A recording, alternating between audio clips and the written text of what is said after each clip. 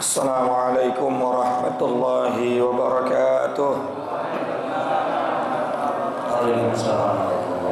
Bismillah, alhamdulillah, salatu wassalamu ala rasulillah Sayyidina wa maulana Muhammad ibn Abdullah wa ala alihi wa sahbihi wa mawalah wa la hawla wa la quwwata illa billah. Amma ba'du. Yang saya hormati para guru-guru kita, Kiai Haji Dr. Andes Muhammad Ja'far, Kiai Haji Ahmad Habibi Abdul Rashid Ramli, Kiai Haji Zulfa Mustafa Muqarrabin Yusuf, matta'anallahu fi tuli hayatihim. Semoga Allah memanjangkan umur beliau semua dan bisa bermanfaat ilmunya buat kita semua, amin. Juga pengurus Majelis Ta'lim Ukhuwah Islamiyah Bapak Haji Basroin, Ustaz Haji Muhammad Tahir, dan ketua serta pengurus Masjid Baitur Rahman, serta seluruh para jamaah Bapak, Ibu, dan saudara-saudaraku yang dimuliakan Allah Subhanahu wa Ta'ala. Tanpa berpanjang kalam, mari sama kita mulai dengan membaca Ummul Quran Suratul Fatihah. Mudah-mudahan kembali kita mendapatkan keberkahan dari apa yang kita pelajari, sehingga Allah memastikan kita hidup dalam keadaan selamat dan bahagia di dunia sampai akhirat. Al-Fatihah bil qabul wa ila hadratir Rasul ala hadhihi niyyah wa ala kulli niyatin salihah wa ala man nawa salafun salih wa ila hadratin Nabil Mustafa Sayyidina wa Habibina wa Syafi'ina wa Maulana Muhammadin sallallahu alaihi wa sallam wa ala alihi wa azwajihi wa zuriyati wa ahli baiti al-kiram, wa nakhusu khasatan li hadrati muallif hadzal kitab Sayyidi Syekh Zainuddin bin Ali al-Malibari al-Fannani wa Sayyidi Syekh Nawawi bin Umar al-Jawi al-Bantani wa usulihim wa furu'ihim an Allah yu'li darajatihim fil jannah wa yu'idu alaina min barakatihim wa asrarihim wa anwarihim wa ulumihim wa nafahatihim fid dini wad dunya wal akhirah wa ila arwah walidina wa abaina wa jami'il muslimina wal muslimat wal mu'minina wal mu'minat al-ahya'i minhum wal amwat wa ila hadratin nabiy al-Fatihah. A'udzu billahi minasy syaithanir rajim. Bismillahirrahmanirrahim. Alhamdulillahi rabbil alamin arrahmanir rahim maliki yaumiddin. Iyyaka na'budu wa iyyaka nasta'in ihdinas siratal mustaqim siratal ladzina an'amta 'alaihim ghairil maghdubi 'alaihim waladdallin. Rabbi ighfirli wa li Bismillahirrahmanirrahim. Qala al-musannif rahimahullahu ta'ala wa nafa'na bi'ulumihi wa amadna bi asrarihi fid dharain, amin. Halaman 60 ya, Pak?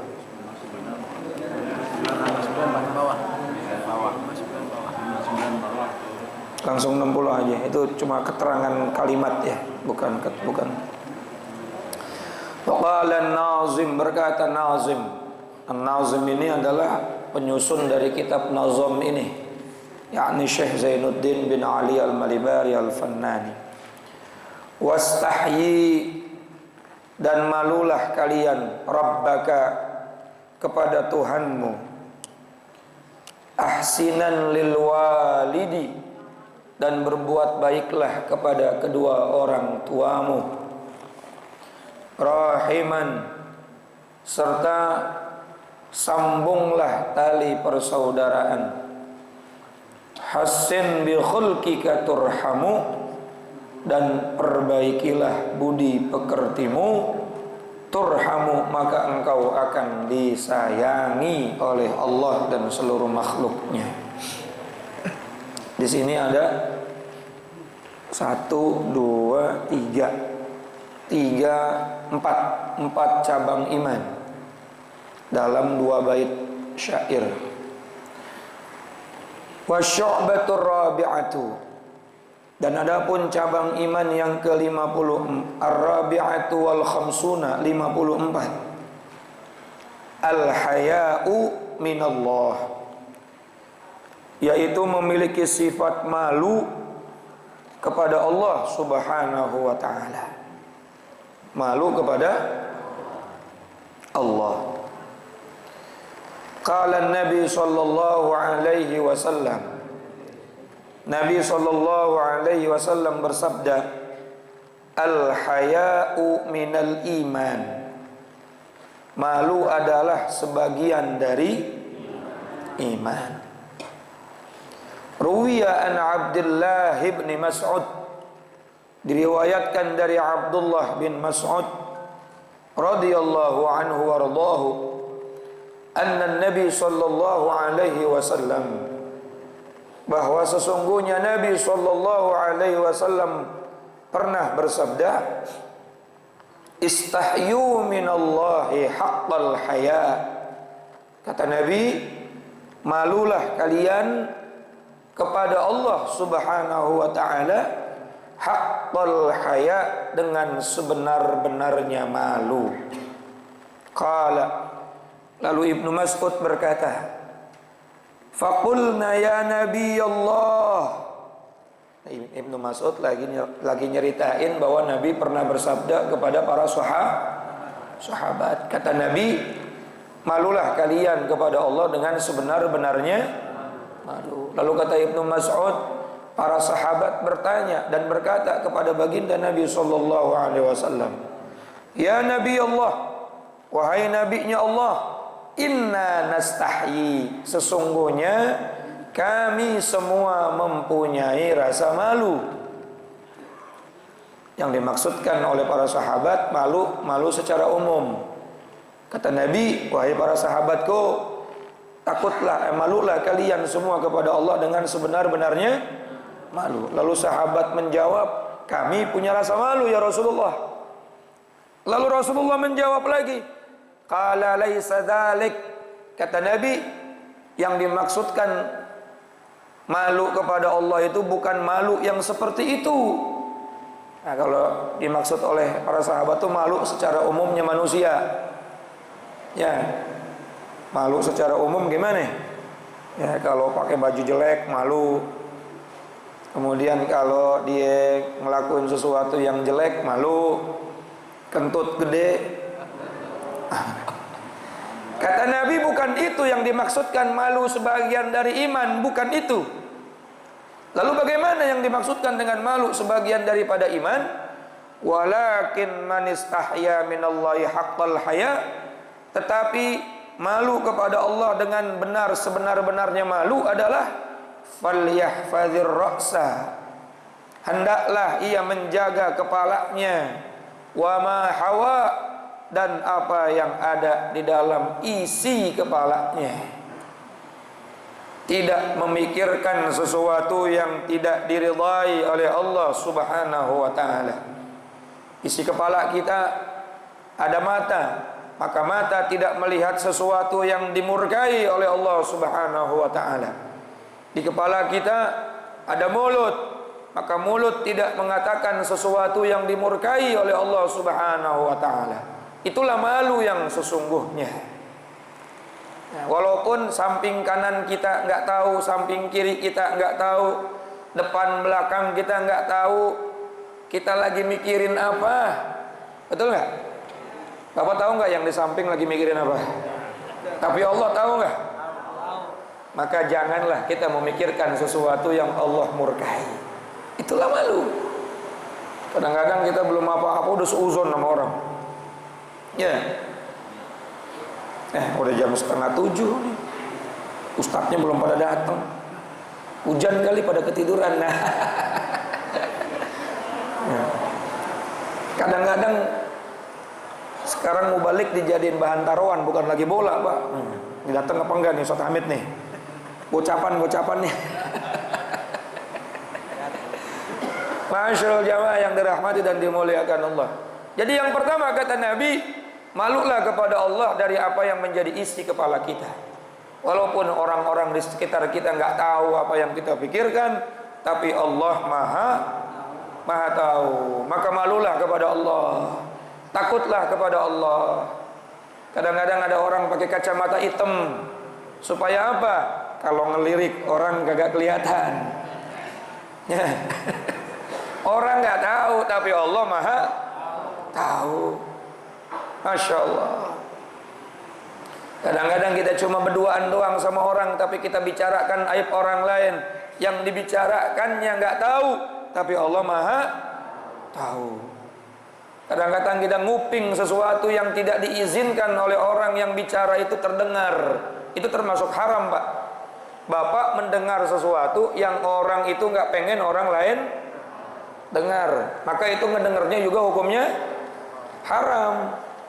Jadi kepo itu haram. Tahu kepo nggak? Kepo, pengen tahu aja. Kalau sesuatu ini nggak pengen diketahui oleh orang lain, lalu bapak nyelidikin supaya pengen tahu, itu haram hukumnya tuh.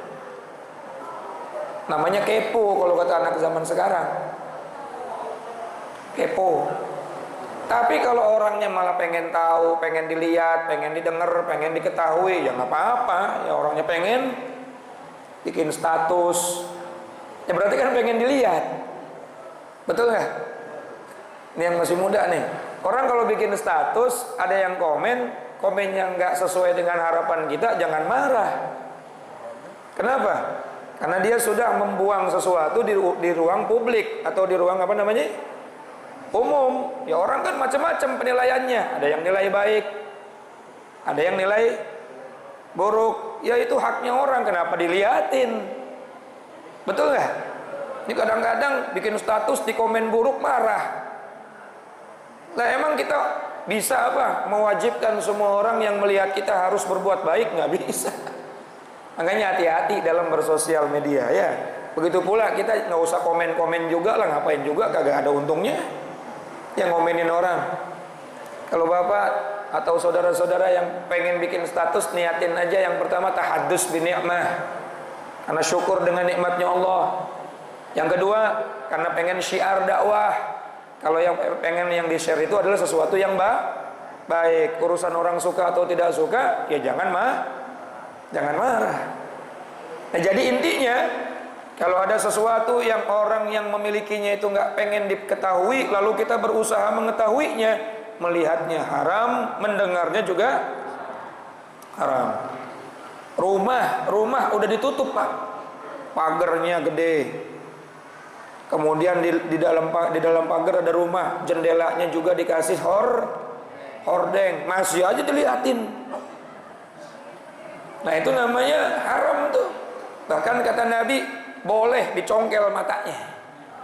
Ada hadisnya tuh, Pak.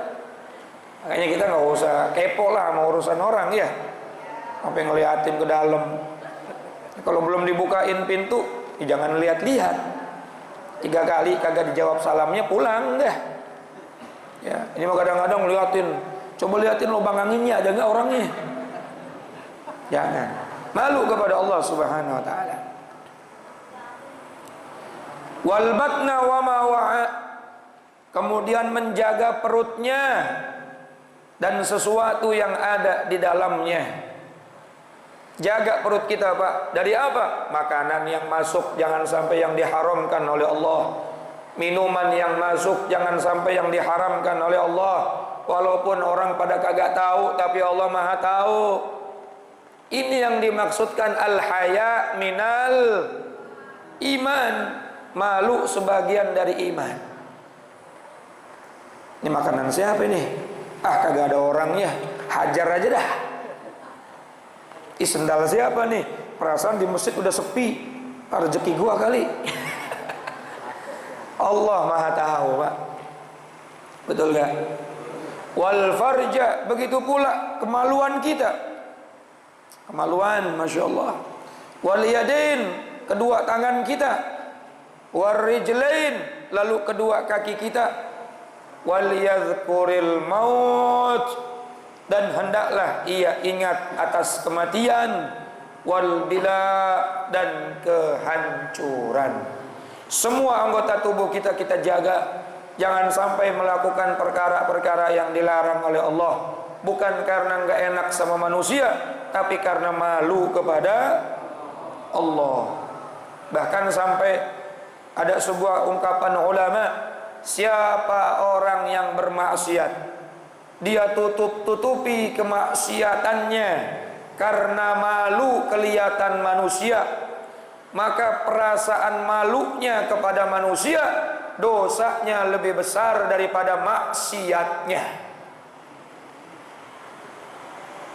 Dosanya lebih besar dari maksiatnya. Lagi ngomongin orang di tengah jalan, ke rumah aja deh, gak enak sama orang. Bukan karena gak enak sama Allah, tapi gak enak sama orang. Ya, dia mau minum khomernya ditutupin pakai apa namanya, plastik hitam, dimasukin ke aqua karena gak enak. Perasaan gak enaknya sama manusia itu lebih besar dosanya daripada khomernya. Dia mau berzina, dia cari tempat yang paling terpencil, yang gak ketahuan sama tetangga, sama orang. Perasaan takut ketahuan tetangga, takut ketahuan orang, takut ketahuan RT misalnya, itu lebih besar dosanya daripada zinanya. Kok bisa gitu, Tat? Zina dosa, kaitannya sama manusia. Sementara kalau Allah sudah disekutukan, itu kaitannya sama keimanan. Berarti Allah nggak dianggap sama kita. Kita lebih takut sama manusia. Kira-kira paham nggak, Pak? Lebih takut sama manusia, lebih takut sama tetangga, lebih takut sama istri, lebih takut sama RT, lebih takut sama saudara, lebih takut ketahuan jamaah daripada ketahuan Allah Subhanahu wa ta'ala. Nah, maka perasaan itu lebih besar dosanya karena kaitannya sama tauhid. Berarti dalam keyakinan kita menomorduakan Allah. Betul ya? Masuk akal ya? Kita menomorduakan Allah dan kita lebih takut kepada makhluknya Allah Subhanahu wa ta'ala. Maka ada kalimat al-haya'u minal iman. Malu adalah sebagian dari iman. Bukan malu yang malu datang, malu ini, bukan. Tapi malu berbuat keburukan kepada Allah. Dan dia nggak peduli dengan penilaian manusia. Manusia itu terserah dah, mau nilai A, mau nilai B, mau nilai baik, mau nilai buruk, itu haknya mereka. Tapi kita lebih harus memperhatikan sikap kita, karena kita dinilai oleh Allah, dan kita malu kalau melakukan apa-apa. Allah maha tahu. Dulu ada seorang sahabat baru masuk Islam, lalu ngomong sama Rasulullah, "Ya Rasulullah, aku mau masuk Islam." "Alhamdulillah, marhaba," kata Nabi. "Ucapkan kalimat syahadat." Diucapkan dua kalimat. "Tapi ntar, sebelum saya mau masuk Islam, saya mau ngomong dulu sama engkau." "Apa tuh?" "Saya mungkin bisa masuk Islam, tapi saya nggak bisa ninggalin yang namanya minum-minuman keras dan berzina." Nabi ngomongnya apa, Pak? "Boleh. Yang penting pada saat kamu sudah masuk Islam, kamu melakukan itu jangan sampai ketahuan sama Allah." Ya Rasulullah doyan guyon juga, Pak, ternyata. Kamu boleh melakukan itu di mana saja, tapi pada saat kamu melakukan itu pastikan Allah nggak tahu. "Oh siap," kata dia. Namanya baru masuk Islam, siap.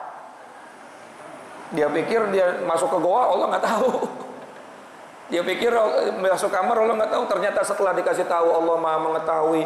Bahkan kepada sesuatu yang berjalan di tengah malam, semut kecil berwarna hitam di atas batu yang berwarna hitam di tengah malam yang gelap gulita, Allah Maha mengetahui. Setelah tahu pelajaran seperti itu, pada saat dia mau minum khamr, dia bawa ke kamar, Allah tahu kagak jadi. Masya Allah. Dia bawa ke mana? Ke goa. Allah Maha tahu gak jadi lagi. Akhirnya gara-gara ilmu seperti ini, ilmu malu kepada Allah Subhanahu wa ta'ala, ini sahabat terjaga dari perbuatan dosa. Kadang-kadang kita gak punya malu sama Allah. Betul gak? Akhirnya kita gak bisa menjaga diri dari perbuatan dosa. Kita malunya sama manusia, malunya kalau banyak orang, malunya kalau dilihatin orang. Tapi kita nggak sadar Allah melihat kita setiap saat dan waktu. Sementara kita bermaksiat Allah pun tahu, tapi kita nggak pernah malu kepada Allah Subhanahu wa ta'ala. Maka inilah pengertian al-haya'u minal iman. Malu sebagian dari iman. Bukan ayo jadi imam, malu saya, bukan itu. Ayo ngaji, malu saya, bukan itu. Tapi yang dimaksudkan malu sebagian dari iman, dia menjaga kepalanya dan isinya, dia menjaga perutnya dan isinya, dia menjaga kemaluannya, dia menjaga kedua tangannya, dia menjaga kakinya dari segala perkara yang tidak diridhai oleh Allah, dan dia selalu mengingat atas kematian, dia selalu mengingat atas segala sesuatu ini pasti akan hancur dan fana. Orang yang ingat dengan kematian, maka akan ada kontrol buat dirinya. Mau melakukan yang jelek, bentar lagi gua mati. Betul nggak, Bu? Mau melakukan maksiat, dia ingat bentar lagi bakal mati, sehingga dia nggak berani melakukan sesuatu itu karena takut ketika dia berbuat maksiat Allah cabut nyawanya dalam keadaan su'ul khotimah. Na'udzubillahi min zalik. Wa man aradal akhirah, siapa orang yang menghendaki kemuliaan di akhirat, maka hendaklah dia melakukan apa yang diajarkan oleh Nabi. Apa itu? Wallahu a'lamu bissawab. Kita lanjutin minggu yang akan datang ya, supaya di akhirat kita bahagia. Kita lanjut jam 8, Bu. Ya, keburu hujannya udah gede lagi. Alhamdulillahirabbil alamin. Assalamualaikum warahmatullahi wabarakatuh.